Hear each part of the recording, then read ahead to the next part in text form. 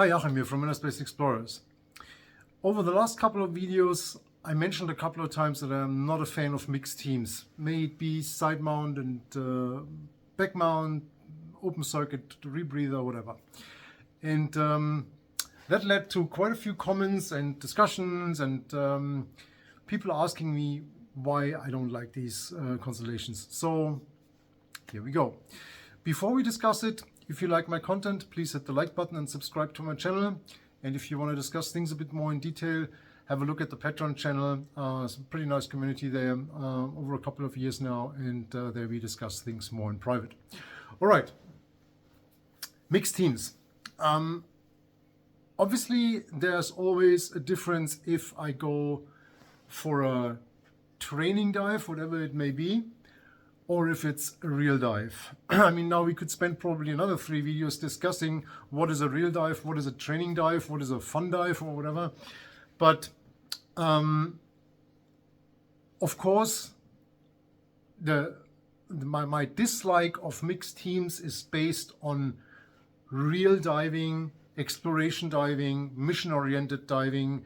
So let's say a dive where I need the specific tool I choose for the job. So if I do a dive that, in my opinion, requires a rebreather because gas logistics are not sufficient for open circuit, it is so deep, for example, that open circuit is more of a hassle because you have to carry more tanks, etc.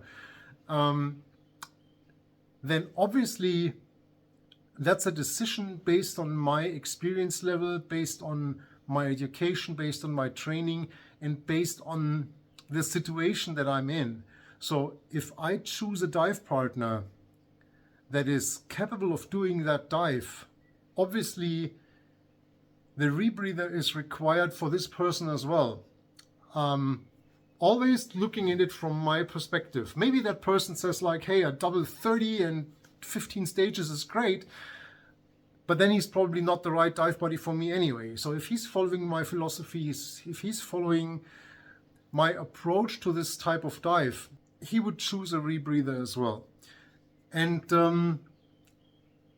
of course, if there's somebody that comes from a complete different philosophy, then that's our smallest problem. And then probably there's so many other things that don't fit to make us a good team that I don't want to discuss this option, because I probably won't dive with this person anyway.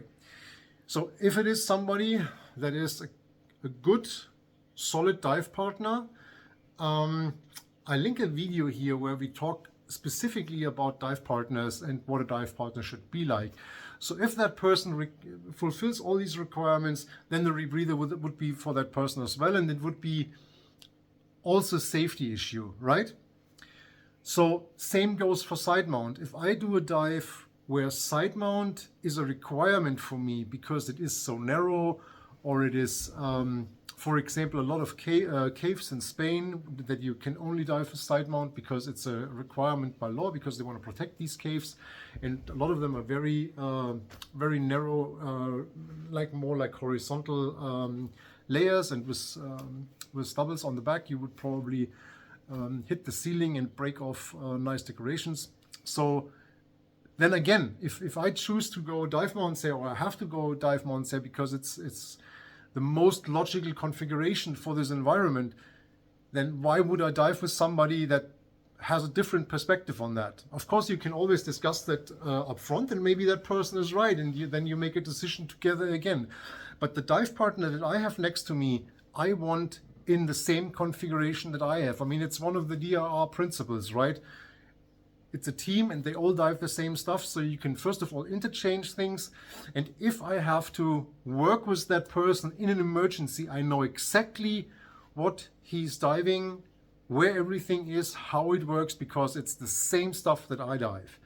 And that alone basically makes an mixed team not work, right? So if I go at the lake here around the corner Saturday morning to check something on my rebreather, or just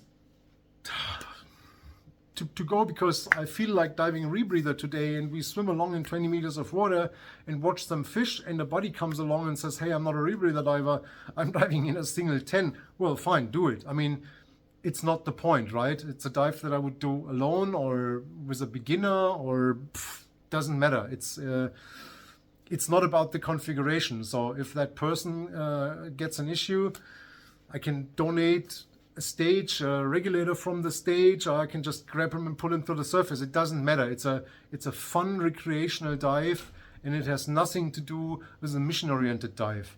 So, and same goes obviously for side mount or any other configuration.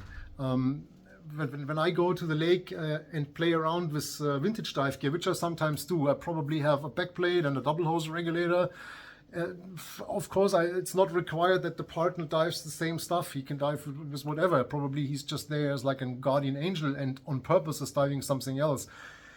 So I hope you get the idea, and it shines a bit of light on this topic and on my view of it. And of course, there is people that do this totally different, and there's super successful explorations, whatever, in groups of people that dive completely different things. I just don't want that. And the philosophy that we teach in InnerSpace Explorers also doesn't support it. I would even go so far that I probably, of course I do it and I did it and I will do it again, dive different rebreathers. Yeah. Not a problem, but if I'm able to choose, there's a guy in whatever rebreather or in the same rebreather that I dive, I would always choose the person that has the same rebreather than I have. So you know, I'm still in love with the KISS Classic, still my favorite rebreather out there, and on purpose, the people that I like to dive with dive the same rebreather, and that makes us a great working team. And it's also the small logistical things. We go somewhere, you need a spare part, all of us have spares with us, and they fit every single machine. That makes it just perfect. All right, I hope you have a great weekend. Dive safe, and I'll see you next week. Bye bye.